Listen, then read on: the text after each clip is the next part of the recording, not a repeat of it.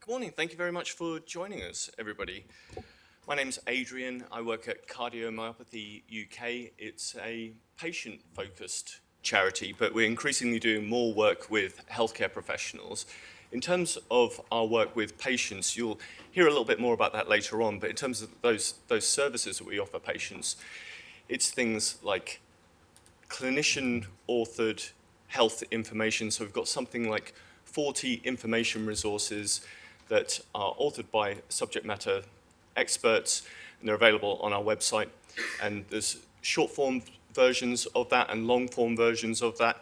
And some initial analytics that we've done in terms of people's access to those materials is around about 20% of our users are really interested in that long form nature of what cardiomyopathy is and how it affects people. And that's really how we differentiate the information that we provide for people affected by cardiomyopathy is what is cardiomyopathy and what are the practicalities of living with cardiomyopathy. So we're talking about lifestyle impacts in terms of things like exercise, but also things like money and relationships and the psychological impact of cardiomyopathy. But I think one of the realizations that I've had over the last 7 years of working at Cardiomyopathy UK is the role of the peer support services that we offer at Cardiomyopathy UK. And at first, I thought I didn't really see the value in bringing people together with cardiomyopathy. I've got a psychology background, and I thought it was just a bit of a club. And I saw it at face value of just a few people coming into a town hall and chatting about cardiomyopathy. But it was only really on visiting a number of these support groups that I started to get a sense of what happens in these peer support settings. And I think what it is cardiomyopathy has a huge ontological impact on people. It's an unexpected crisis that hits them out of the blue. It's not in their planned life story, and it doesn't really fit into their narrative of how they describe themselves. So I think what happens when they go along to these groups is they hear other people describing their stories of cardiomyopathy, and then eventually when they feel comfortable, they begin to describe their story of cardiomyopathy.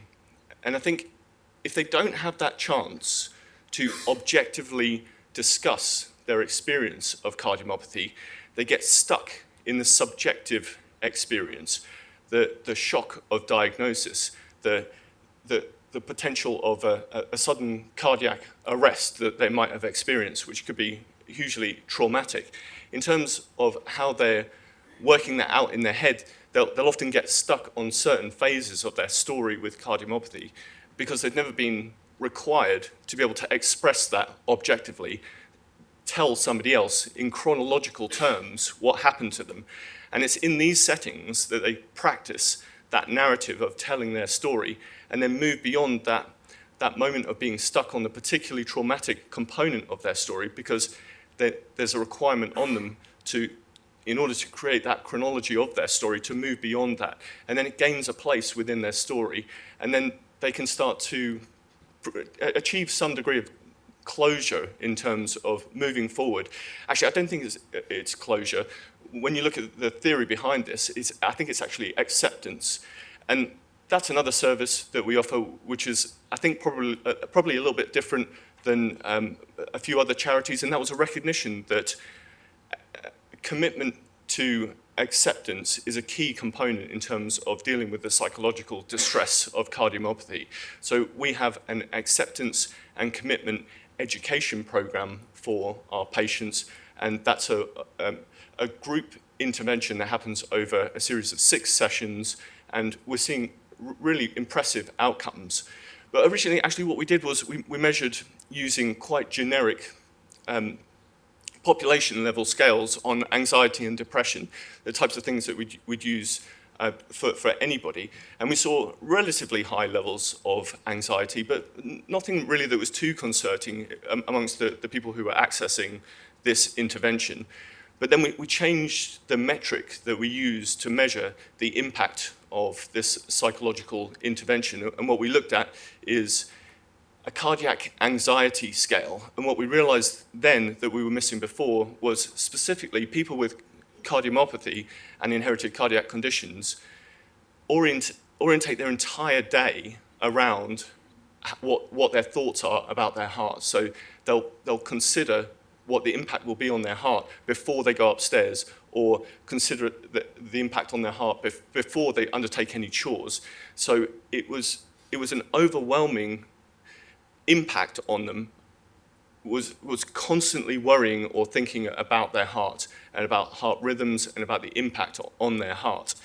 And we saw a significant drop in people who had been along to this program, this acceptance and commitment therapy education program that we offer at Cardiomyopathy UK, on that particular scale, on the cardiac anxiety questionnaire. So a couple of other services. We have a dedicated nurse helpline which people can access, and tons of our materials now are on YouTube. And I think one of the things that surprised me about our YouTube metrics is I'd been going along to these support groups that I'd mentioned, and generally what I saw was a kind of a certain demographic of people, and I came to think that was who was affected by cardiomyopathy.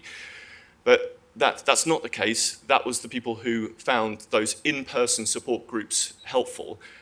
When I looked at our YouTube metrics, what I found was that the majority of our users are between 25 and 34, and there's around about 500 visitors to our YouTube channel per day, and that's increasing quite rapidly. It is largely UK, but also from US, India, Australia, and so that material is being accessed from everywhere. And that material largely comes from conferences that we run for patients, which again brings people together to be able to get expert help and advice and meet other people with the condition. The other thing that we've been doing a lot more recently is working with healthcare professionals, and we have a dedicated e-learning platform with 75 hours of CPD accredited learning on there, some of which was delivered by Dr. William Bradlow. And that's freely accessible. You find some more information about that on our exhibitor table.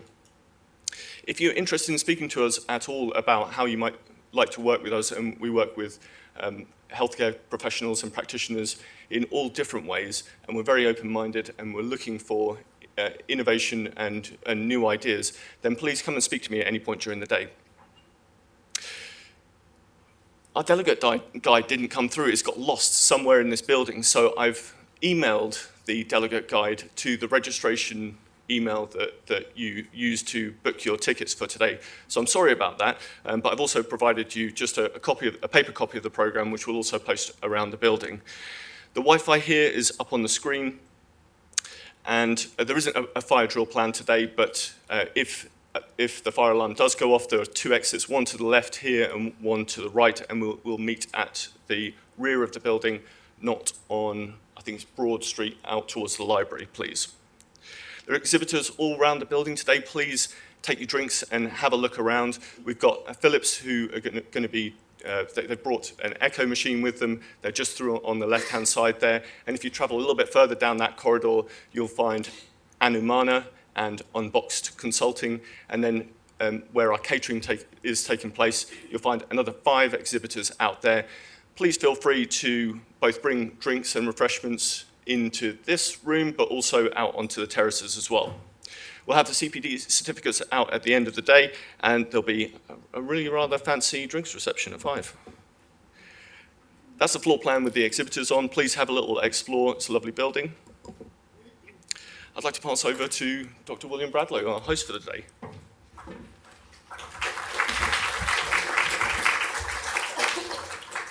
Thanks very much, Adrian. So first of all, welcome to Birmingham.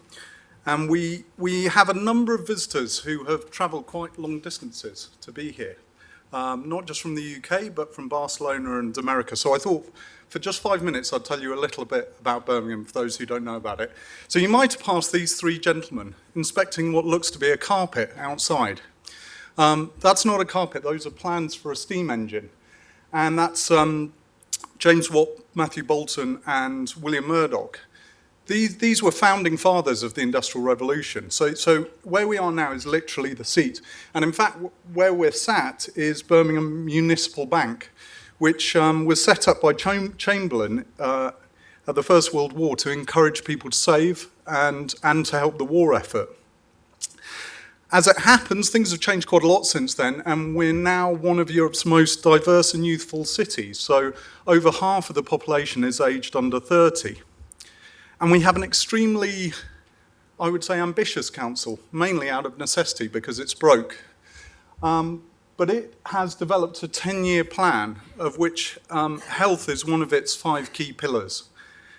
And it's ambitious because it wants to do the following things on the right-hand side. So improve life expectancy both at birth and for those aged 65, improve healthy life expectancy, and importantly, reduce the gaps between the least and the most deprived and between different ethnic groups.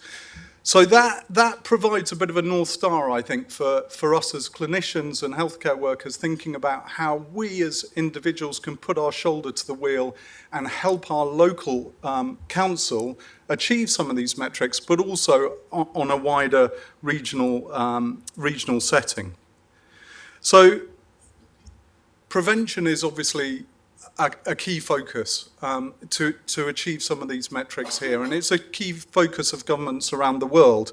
And so that's why screening was the topic we chose this year, and that we have a packed agenda filled with experts on the subject. Broadly speaking, we've got a morning in which colleagues from the University of Warwick, who are screening experts, will be talking a bit about the theory of screening and how it works in the UK.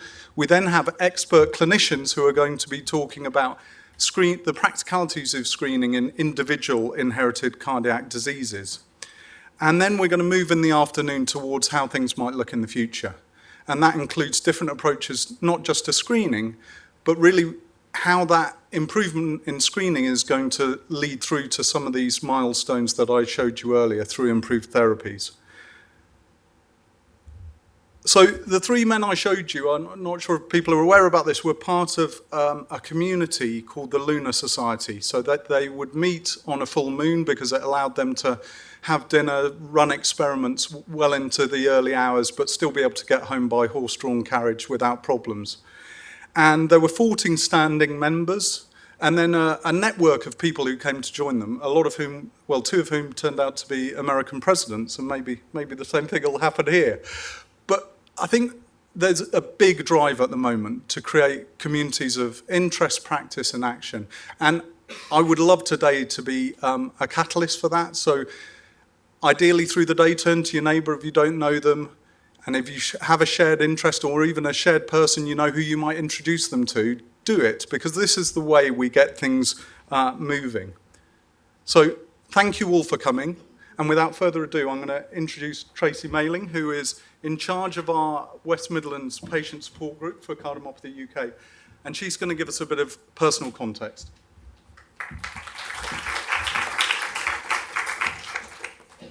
Good morning, everyone.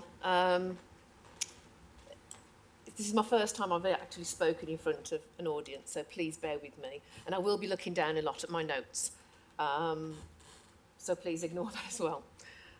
So I want to introduce myself. My name is Tracie Mailing, and I have hypertrophic cardiomyopathy, and I'm here today to tell you my story.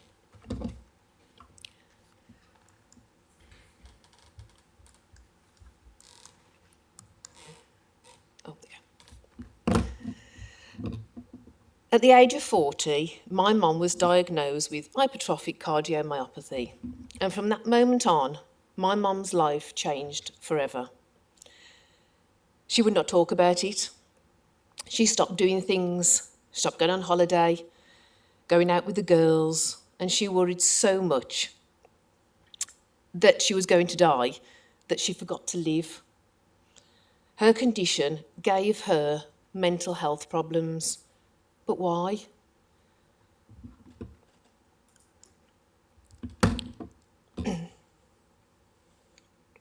The family was told to have tests, and we did. We had the ECG and the echo, showed normality for me and my brother, which my mum was really pleased about. But because of the family history, the doctor asked us if I'd like my young children to be tested, and I said, yes, please. They were scanned regularly at Birmingham Children's Hospital. I think it was about every 3 years. 17 years later, my mum was diagnosed with kidney cancer. And around the same time, I was told that a routine scan of my son, Ryan, they'd found something. They didn't know what, but they'd found something. The family decided not to tell my mum, as she had so much to deal with, and because of the way she worried, I think it might have sent her over the edge. So as a family, we needed her to concentrate on fighting the cancer. So as a family, we decided not to tell her about Ryan. She put up the bravest fight ever, and at the age of 57, my mum died at home with her family, and her heart was the strongest part of her in the end. Ryan was monitored yearly, but we were never exactly told what was wrong with him. And at the age of 16, he then moved to the adult hospital, the QE in Birmingham, where we met Mr. William Bradlow, who suggested all the tests need to be redone, and he suggested to have an MRI scan, which, as you know, looks at the heart in a little bit more detail. It was confirmed that Ryan had, as mom, hypertrophic cardiomyopathy. One of the things, as a 16-year-old, Ryan asked was, how do you spell that? My tummy turned, as any mum's tummy would. I was told that if Ryan had it, then you do. No, I've been tested, it skipped me. This gene doesn't skip generations. So I had an MRI, and it was confirmed I'd inherited the gene. Now, most people inherit money, land, or even property. Oh, not me. I got the dodgy ticker. I can say I was scared, knowing all I knew, and living it day in and day out with my mum really affected me. I had the condition, which was scary enough, but also giving it to my son, and that gave me this unbelievable amount of guilt that I'd never felt before. That worry and guilt made me feel so sorry for myself. I wanted to stay in bed, not do anything, the opposite to the normal Tracie. My family would ask me how I was going and what I was doing, and I wouldn't answer them because I didn't even know myself. My dad called me the one morning at 10 a.m. and I was still in bed. And the conversation we had was very heated, but I needed it. I needed it. He basically said to me that what's happening to you happened to your mum. And I'm not going to let that happen to you. So get your arse out of bed. Sorry. Get your arse out of bed, or I'm going to come over there and drag you out of it. There we were, a lot more words said, but I suppose you get the gist.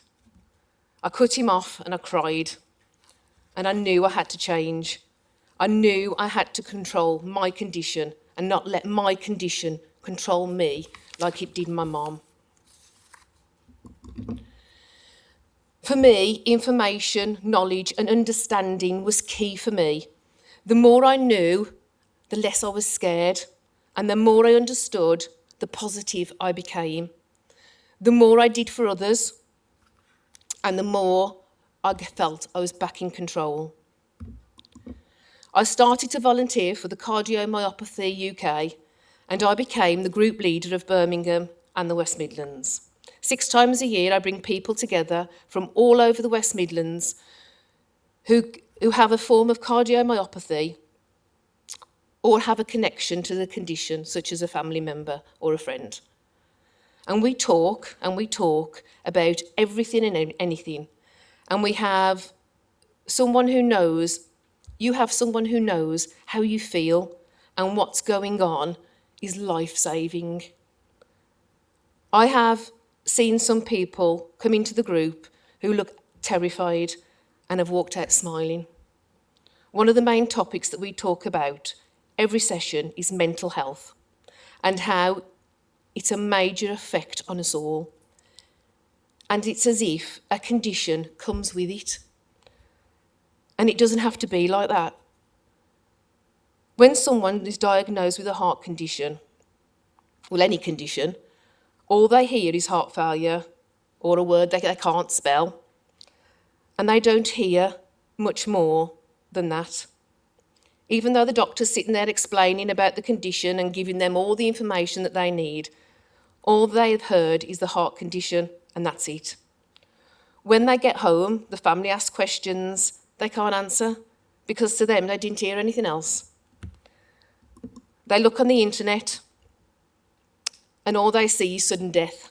Oh my God, I'm going to die. I'm positive if that they went home knowing a telephone conversation had been arranged for a week later, they would have time to digest it, and all the questions that they would have from their family and friends could be answered. If your family understands the condition, what better support to have? They would also find out about the support that is there for them so that the condition does not become the unnecessary worry and anxiety most of us live with because of not knowing. That's why I decided to set up a cardiomyopathy UK support group in my local area. To stop worrying about what can go wrong, but to get excited about what can go right. Because information, knowledge, is the resolution to all uncertainty. I have a couple of slides here, which just shows you some details of the group.